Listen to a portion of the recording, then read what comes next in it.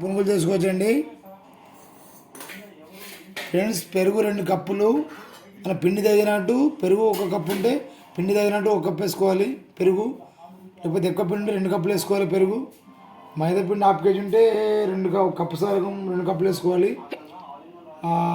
జీలకర్ర, మళ్ళా తినే సోడా, మైదా పిండి మిక్స్ చేసి కలిపి పక్కన 2 గంటలు పెట్టారండి. ఆ తర్వాత మీరు పునుగులు వేసుకుంటారా, మైసూర్ పునుగులు వేసుకుంటారా, మీరు ఎట్లా అంటే అట్లా వస్తాయి ఫ్రెండ్స్. ఇప్పుడు వేస్తున్నా చూడండి, ఏ విధంగా వస్తాయో చూడండి ఫ్రెండ్స్.